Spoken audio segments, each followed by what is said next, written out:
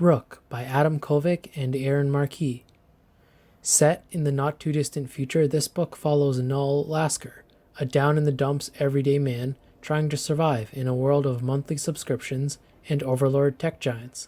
A world where all conflict and war has been isolated to a different area entirely and battled exclusively by VR-controlled robots.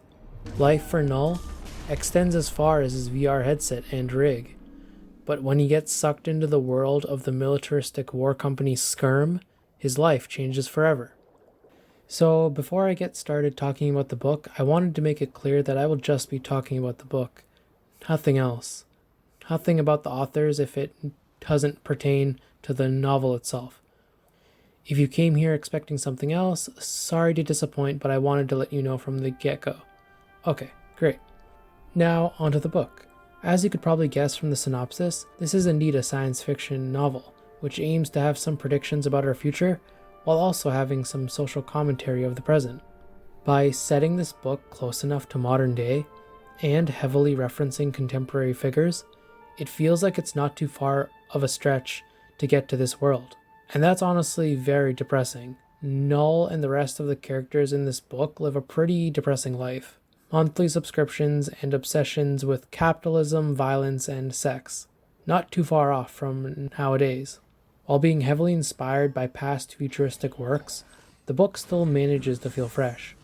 The author's idea of there basically being no war, except only through a giant corporation, is a neat take on things. It combines two of the aspects people are most skeptical and afraid about: war and corporations controlling every aspect of human life. It adds enough of a twist to this world that makes you want to keep reading. The concept of a desolate real life and a robust metaverse is not new by any stretch of the imagination, but it's done in a way here that feels unique. Kind of like how a new paint job on the same model car can make it look interesting. The descriptions of the technology and the dynamics of the world are also interesting enough to keep your attention. The authors definitely thought about how different aspects of the world interconnect, and they do a successful job building the world from the bottom up. The new technology feels organic and not just far off mumbo jumbo. They help guide you along and get a good grasp of the world these characters are living in. The book is also very coherent. I say this because we all know the stereotypes of YouTubers writing books. It's not the greatest track record, but Adam and Aaron managed to find their own voice in writing and work well together.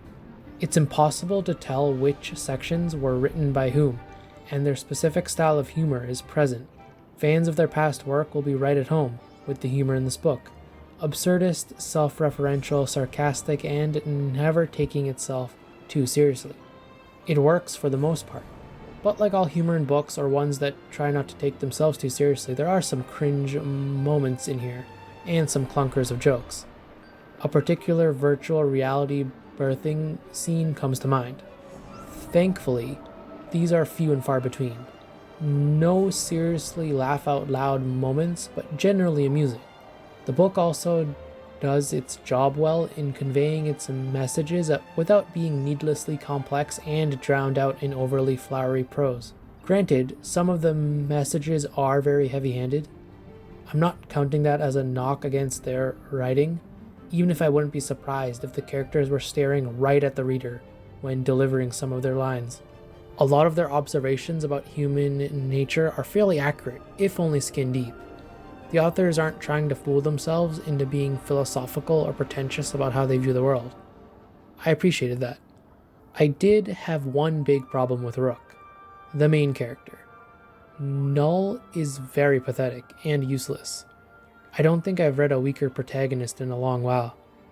The guy doesn't really grow from the slimy, pathetic man he is at the beginning of the book, yet he constantly fails upwards. The supporting characters around Null seem enamored by him, and his failures are seen as good, even though they had nothing successful about them. He gets thrown weird praises and gets the spotlight on him a lot, very undeservedly so, for what amounts to a lot of luck. For example, I won't spoil the moment, but there's a part of the book where Null tries to betray someone. The person obviously finds out because Null does it in a very stupid way. But instead of being mad with him or killing him like they would with any other character, they instead ask him to join the team and give him a promotion. It makes for a very jarring read because you expect some consequences to come of his actions, or for him to grow as a person, but he doesn't. He's always weak and skillless, but no one around him notices it. In fact, they laud him for it. It's weird. It happens all the way up until and including the climax of the novel. Null feels like a very passive character, yet the story and characters treat him as a figurehead. It's honestly very hard to read in some parts because of it, but I give credit to the authors that the things around in Null are interesting enough, and the brief moments we get with side characters are good enough that they carry the story along. Although on that note, I will say that the book takes very long to finally get to where it's going, and you can see where it's headed a mile away.